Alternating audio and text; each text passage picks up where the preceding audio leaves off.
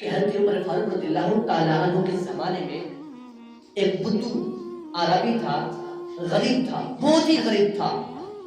وہ دوسرے ملک میں رہتا تھا. اس کا ارادہ یہ ہوا کہ میں جاؤں مدینہ میں حضرت عمر فاروق سے ملاقات کروں. توجہ کرنا، جب وہ اپنے شہر سے نکلا حضرت عمر فاروق سے ملاقات کرنے کے لیے آیا تو رات ہو چکی تھی، رات کے 2 بج رہے تھے. دیکھا میں مدینہ تو پہنچ گیا ہوں لیکن ابھی حضرت عمر فاروق کا گھر بہت دور ہے. تو آپ نے راستے میں اپنا خیمہ لگایا اور اس کی بیوی کو حمل تھا، آخری ایام چل رہے تھے. تو پھر حضرت عمر فاروق کیا کرتے، جب رات ہوتی تو نقاب پہنتے، نقاب پہن کر ساری رات پورے گلیوں میں گھومتے، دیکھتے کوئی بندہ بھوکا تو نہیں سو رہا، کوئی بچہ، کوئی بیوی، کوئی شوہر بھوکا تو نہیں سو رہا. حضرت عمر فاروق نقاب لگا کر پورا مدینہ گھومتے، اس لیے گھومتے کہ اگر کوئی بھوکا مر گیا بروز قیامت میں اللہ تعالیٰ کو کیا جواب دوں گا، یہ ڈر ہوتا تھا. تو وہ بدو آیا، راستے میں اس نے خیمہ لگایا. پھر اس کی بیوی رو رہی ہے، آخری ایام تھے، رو رہی ہے.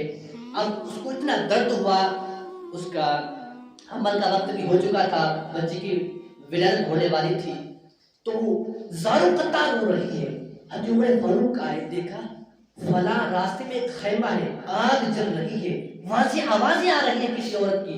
آپ بھاگتے ہوئے گئے اپنے غلام کے ساتھ، غلام کو بھیجا، جا پوچھ کے راجا کون ہے. وہ غلام گیا، پوچھنے لگا آپ کون ہیں. تو اس بدو نے کہا تمہیں کیوں بتاؤں ہم کون ہیں، اپنا کام کرو. پھر وہ غلام آیا حضرت عمر فاروق کی بارگاہ میں، عرض کرنے لگا اے امیر المومنین، وہ جواب نہیں دے رہا.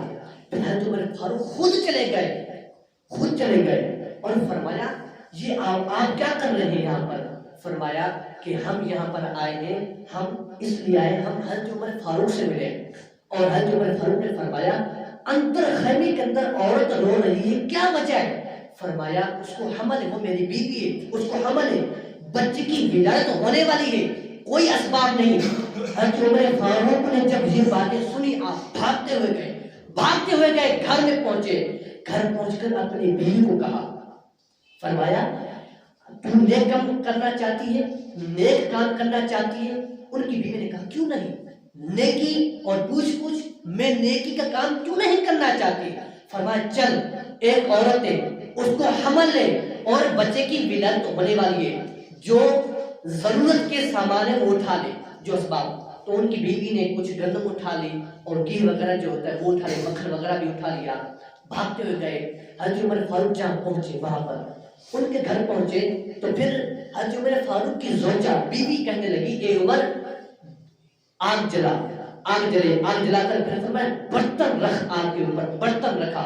فرمایا گیہوں ڈال، پھر دانے ڈال، پکا. وہ بدو جو شخص ہے وہ کہہ رہا ہے میں عمر فاروق کو کہتا پانی لے کر آ. عمر فاروق بھاگتے ہوئے جاتے، پانی لے کر آتے. میں ایسے سمجھا تھا یہ کوئی میرا غلام ہے، یہ کوئی میرا فقیر غلام ہے. حضرت عمر فاروق کو میں جس طرح کہہ رہا تھا وہ اس طرح کرتے جا رہے تھے. پھر میں نے کہا اے نوجوان شخص، کیا تجھے یہ دانے پکانے آتے؟ تو فرمایا، حضرت عمر فاروق نے فرمایا مجھے پکانے تو نہیں آتے لیکن کوشش کر رہا ہوں. پھر اس بدو نے کہا جو اندر آپ کی بیوی گئی ہے یہ بتا دے، اس کو حمل کرنا آتا ہے، اس کو دائیں پاک کرنا آتا ہے، وہ تو دائی تو بن کے آئی ہے، اس کو ان چیزوں کے بارے میں پتا ہے یا نہیں ہے.